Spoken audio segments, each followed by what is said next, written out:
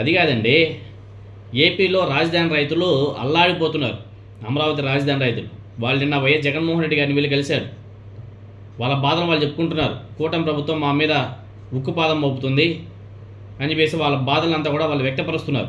అదేవిధంగా డిఎస్సి అభ్యర్థులు స్పోర్ట్స్ కోటాలో ఏదైతే ఉద్యోగాలు గోలుమాల్ జరిగిందో వాటి మీద ప్రశ్నిస్తున్నారు. ఇవన్నీ రివర్స్ అయితే వీటికి సమాధానం చెప్పకుండా పవన్ కళ్యాణ్ గారు ఆంధ్రప్రదేశ్లో పక్క రాష్ట్రానికి వెళ్ళి అక్కడికి పారిపోయి అక్కడికి వెళ్ళి మైక్ పట్టుకొని ఎట్ట తిప్పి తిప్పి తిప్పి తిప్పి అరుస్తున్నాడు. ఆ అరవడం ఏమిటో, ఆయనకి అసలు ఆయన రాజకీయ నాయకుడికి ఉన్నటువంటి లక్షణాలు ఏమైనా సరే ఉన్నాయా? ఏందో ఆయన అరవడం ఏందో, కులాలు అంటాడు, మతాలు అంటాడు, దేశం అంటాడు, రాష్ట్రం అంటాడు, ఇంకేదేదో చెప్పేస్తుంటాడు, ఏదేదో మాట్లాడేస్తూ ఉంటాడు. తర్వాత గద్దర్ గారికి కారు ఇచ్చానంటాడు, రంగా గారికి టీ అందించానని చెప్పేసి పవన్ కళ్యాణ్ గారు మాట్లాడాడు. గద్దర్ గారికి కారు ఇచ్చానని చెప్పేసి ఈ మహానుభావుడు మాట్లాడుతున్నాడు. బాగానే ఉంది, రంగా గారికి టీ ఇచ్చాడు, గద్దర్ గారికి కారు ఇచ్చాడు, బాగానే ఉంది. పాపం ఏపీలో వాలంటీర్లకి ఏమి ఇచ్చావయ్యా? వాళ్ళు లబోదిబోం అని చెప్పేసి ఏడుస్తున్నారు. మీకు 10,000 ఇస్తాం, జగన్ ఇస్తామంటే 5,000 సరిపోతే మేము 10,000 ఇస్తాం అని చెప్పి అధికారంలోకి వచ్చిన తర్వాత 10,000 సంగతి దేవుడు అడుగు. ఉన్న ఉద్యోగాలు ఎందుకు పీకేసావయ్యా పవన్ కళ్యాణ్ అని చెప్పేసి ఏపీ వాలంటీర్లు అంతా కూడా ప్రశ్నిస్తున్నారు. వాడు సమాధానం చెప్తావా? ఈయన ఆంధ్రప్రదేశ్లో ఎమ్మెల్యే, ఆంధ్రప్రదేశ్కి డిప్యూటీ చీఫ్ మినిస్టర్, ఆంధ్రప్రదేశ్కి పర్యావరణ శాఖ మంత్రి, ఆంధ్రప్రదేశ్ రాజకీయాలు వదిలేసి తెలంగాణలో రాజకీయాలు చేయడానికి వెళ్తున్నాడు. ఆంధ్రప్రదేశ్లోనే కుప్పలుగా సమస్యలు ఉన్నాయి, వాటిని తీర్చలేక ఇక్కడ ఏడవలేనమ్మా అక్కడే ఏడుస్తుందంట. రాష్ట్రం విడిపోయిందంటాడు, 11 రోజులు అన్నం తినలేదంటాడు, మానేసా అంటాడు. అంత రెచ్చగొట్టే వ్యాఖ్యలే. మళ్ళీ రెడ్డి అంటాడు, గౌడ అంటాడు, కులాలు తీసుకొస్తాడు, మతాలు తీసుకొస్తాడు, మళ్ళీ వైఎస్ రాజశేఖర రెడ్డి గారిని తీసుకొస్తాడు, జగన్మోహన్ రెడ్డి గారిని తీసుకొస్తాడు. అబ్బో, నా సహజంగా నేను అంతా కూడా మీటింగ్ చూస్తే పిచ్చలేసిపోయింది. మనకు అవసరమైనప్పుడు ఏపీలో ప్రజలు రెచ్చగొట్టడమే లక్ష్యంగా అక్కడ తెలంగాణలో మన ఆంధ్ర వారిని తన్నుతున్నారు. రాష్ట్రం విడిపోయినందుకు నేను 11 రోజులు అన్నం తినడం మానేశాను అని చెప్పేసి అరవాల ఎక్కడ ఆంధ్రప్రదేశ్లో. మళ్ళీ తెలంగాణకి వెళ్ళి తెలంగాణ ఉద్యమం నా చేతుల్లో ఉంటే ఆంధ్ర పాలకులకు చుక్కలు చూపించేవాడిని, ఇక్కడ నేను పునర్జన్మ తీసుకున్నాను అని చెప్పేసి గాలి కబుర్లు చెప్పాలి. ఇవే కదా పవన్ కళ్యాణ్ గారు మాట్లాడిన మాటలు. మళ్ళీ మనకి ఏపీలో పని పడినప్పుడు మనల్ని కట్టుబట్టలతో తెలంగాణ వాళ్ళు తరిమేశారు అని చెప్పేసి విప్లవ గేయాలు పాడాలి. అంతే కదా రాజకీయం అంటే.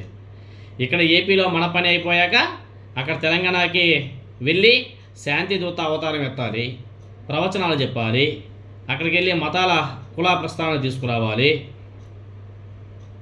మనం ఏది వాగినా వెనక ముందు చూడకుండా చప్పట్లు కొట్టే వెంగళప్పులు ఉంటారు కదా, వాళ్ళు అనడం మన అదృష్టం అని చెప్పేసి చెప్పుకోవాలి. అంతే కదా పవన్ కళ్యాణ్ గారు. మొత్తానికి అక్కడ మన కొంప గోడిని చక్కగా కాపాడుకుంటూ ఇక్కడ కులాలని కుర్రకారుని రెచ్చగొట్టి క్యాష్ చేసుకోవడం చాలా సూపర్ అయ్యా పవన్ కళ్యాణ్. అది నీకు మాత్రమే తగ్గుతుంది, ఇంకెవరికి సెట్ కాదు. మాటల్లోని తేడా గమనించాను ప్రతి ఒక్కరు కూడా. పవన్ కళ్యాణ్ గారు ఆంధ్రప్రదేశ్లో ఏ విధంగా మాట్లాడుతున్నాడో తెలంగాణకి వెళ్ళి ఏ విధంగా మాట్లాడుతున్నాడు. ఏ రోటి కాడ ఆ పాట అని చెప్పేసి ఒక సామెత ఉంటుంది కదా, అంతే అలానే ఉంటుంది. ఇక్కడ ఏపీలో వైఎస్ జగన్మోహన్ రెడ్డి గారి మీద ఒంటికాల మీద లేచి ఇదిగో జగన్ అమిత్ షాకి మోదీకి చెప్పి నేను జైలుకు పంపిస్తా అని చెప్పేసి జగన్మోహన్ రెడ్డి గారికి వార్నింగ్ ఇవ్వాలి, ఇచ్చి తోపు అనేసి అనిపించుకోవాలి. అక్కడ తెలంగాణలో ఎందుకు కింద పైన తడుముకుంటున్నాడు? రేవంత్ మోదీకి చెప్పి నీ అంతు తెలుస్తా అని చెప్పేసి ఎందుకు వార్నింగ్ ఇవ్వలేకపోతున్నాడు?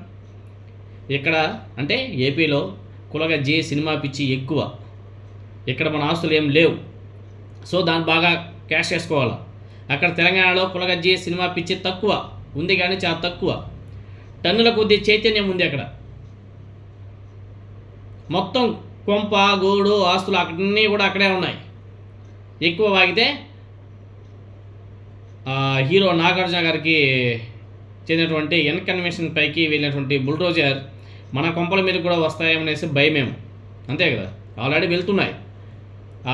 కోడి చెరువు పరిస్థితి చూస్తున్నాం కదా, అలాంటివి ఇంకా ముందు ముందు చాలా చూస్తాం. సో మన వరకు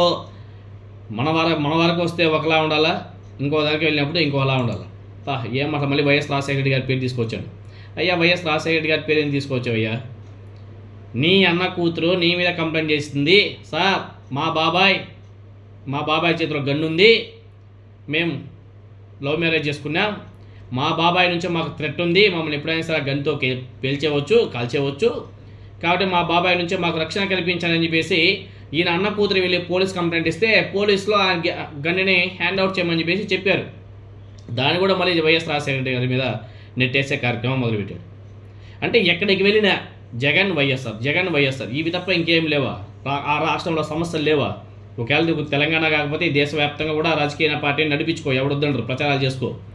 ఆ రాష్ట్రానికి వెళ్ళినప్పుడు ఆ రాష్ట్ర సమస్యను ప్రస్తావించాలి, కానీ ఆ రాష్ట్రానికి వెళ్ళి మళ్ళీ జగన్ వైఎస్ఆర్ కులం మతం ఏంది? కులం మతం తప్ప ఇంకేం రావా మాటలు? ఆయన ప్రసంగం మొత్తం ఇవే లొల్లి.